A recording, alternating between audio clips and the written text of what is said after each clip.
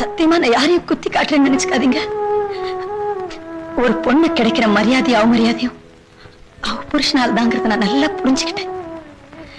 நான் ஒரு புத்தி கெட்டவ. என்ன இருந்தாலும் மறக்கானது தானே.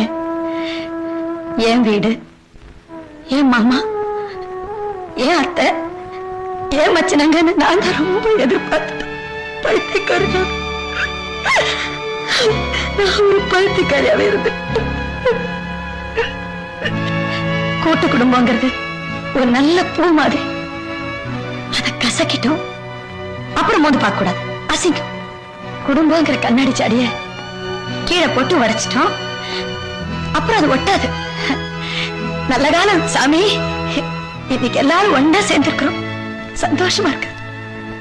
ஆனா இப்படியே ஒரு அடி விலகி நின்னு, நீ சௌக்கியமா, நான் சௌக்கியம், நீ நல்லா இருக்க, நான் நல்லா